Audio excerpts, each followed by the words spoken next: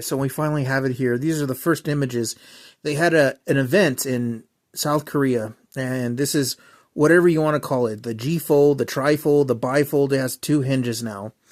This, on the other hand, is exactly what this is, which was the Fold 7, right? You would open it up like a book. That's it. Had 1 hinge, open it up like a book.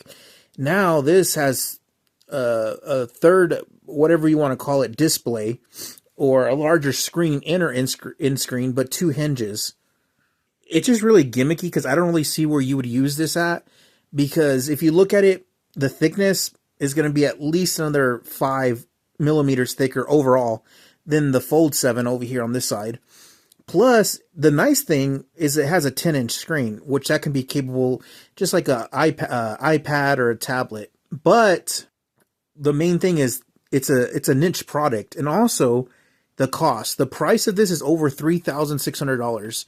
Now, what could you buy if you're going to buy tech for that? Well, I'll put it in perspective. You could actually buy any phone you want, any smartphone. If it's a iPhone 17 Max, Pro Max, if it's a Samsung S25 Ultra, if it's a Pixel, whatever you want, then you could actually buy a PS5, any kind of gaming console, Xbox, whatever.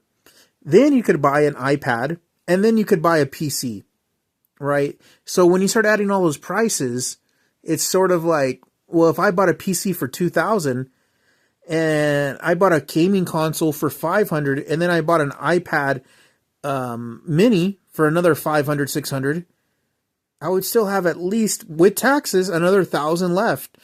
And so it gets to a point where it's so ridiculous. I mean, you could have a whole setup for that. Also, for the price is the value. It's ridiculous.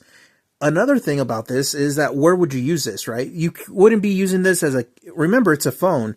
You wouldn't be using this in a concert. You wouldn't be you can't open it up. Anywhere you would go, if you're walking on, it could be in the carpet, it could be on your tile floor, it could be on the cement. As soon as you drop it, that front screen is going to break. I promise you that. If it lands in the front screen, it's broke. What we're looking at is the back side. So this is the cover display. So this folds just rolls into each other. So this would go on top of this. Well, it'd be in front of it. We're looking at the back. So this would be the back. So imagine we're on the other side of it. This would be the back, just like this would be. That's the back of it. Then this would fold on top of this. But remember, we're looking at it on the other side, not on this side. So this would go in front of it. And then this cover screen would rotate again, and it would fold on top of this. So you would have this would be the back, and this eventually would be the top once you fold it twice. But while it is nice, it's a gimmick, right? Having a 10-inch screen, if you were at home and you had your tablet, the only thing about that is several things. The charging issues, because it would still be your phone. So you would have to charge this. Anybody that had a tablet, an iPad, they're just going to use it. If it's a 10-inch screen, right?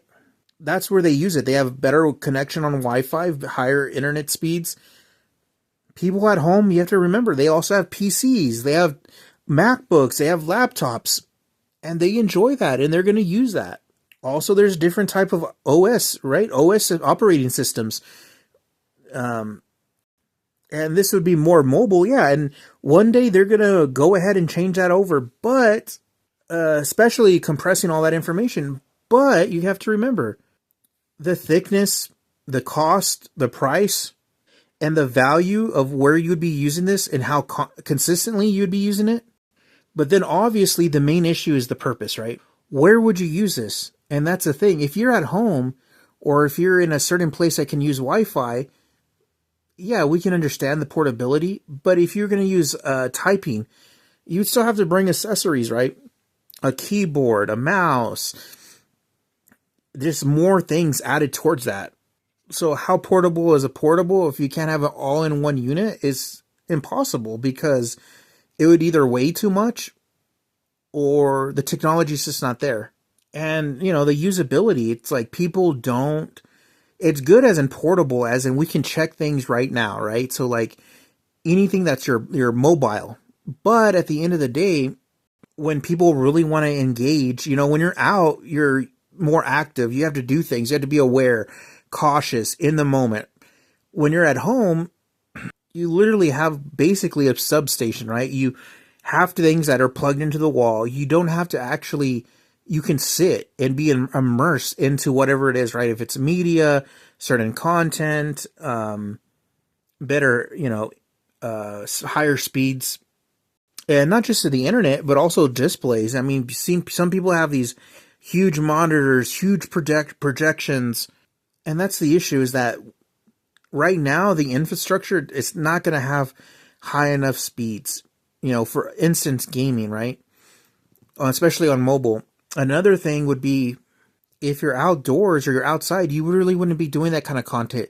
You're not going to be playing games usually. You're not going to be you're going to be outside. You're going to be, whatever you're doing, working, eating, shopping, whatever it is. So, I mean, that's why it doesn't really make sense.